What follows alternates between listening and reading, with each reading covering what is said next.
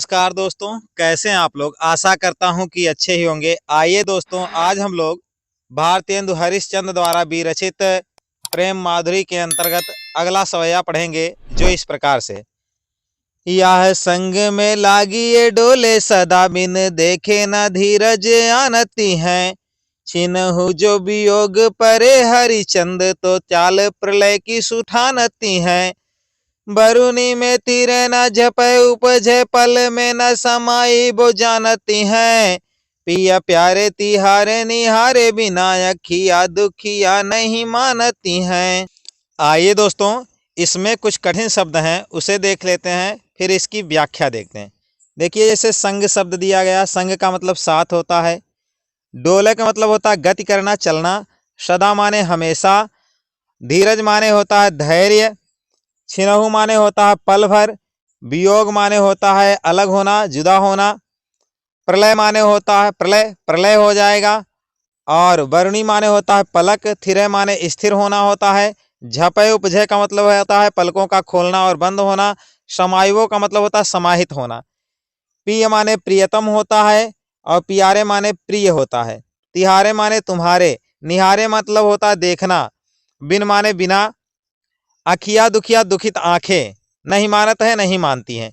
अब इसकी हम लोग देखते हैं व्याख्या, जो इस प्रकार से है। व्याख्या देखिए दोस्तों। यह संग में लागी हैं डोले सदा बिन देखे ना धीरज आनत हैं। तो देखिए, इसमें गोपियां उद्धव जी से अपने मन अवस्था का वर्णन करती हुई कह रहे हैं कि हे उद्धव जी, यह संग में लागी है डोले सदा। ये हमारी जो आंखें हैं, ये सदैव हमारे प्रियतम श्री कृष्ण के साथ में लगी रहती हैं और उन्हीं के साथ साथ गति करती रहती हैं। वे जिधर जाते हैं उधर हमारी आंखें बरबस चली जाती हैं।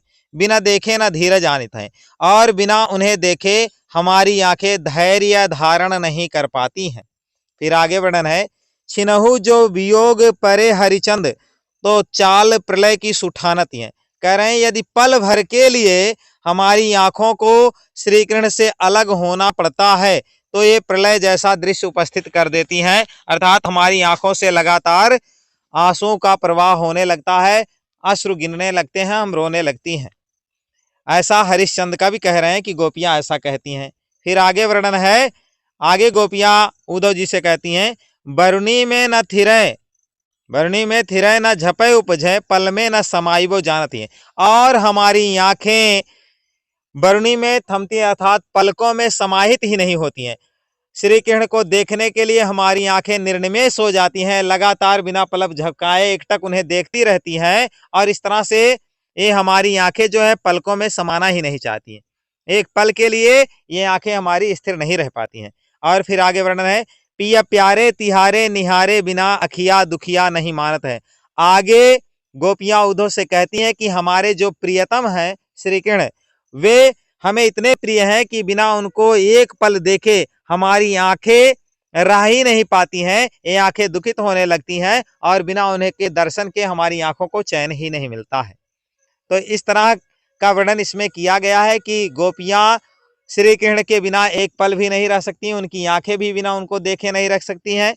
तो यहाँ वियोग श्रृंगार है, काव्यगत सौंदर्य देखेंगे तो भाषा जो है ब्रज है, शैली मुक्तक है, छंद सवैया है, और यहाँ अलंकार अनुप्रास है तथा अतिशयोक्ति अलंकार है, और रस यहाँ वियोग श्रृंगार है, प्रसाद तथा माधुर्य गुण है। आज के लिए इतना ही दोस्तों, मिलते हैं अगली वीडियो में। तब तक के लिए धन्यवाद।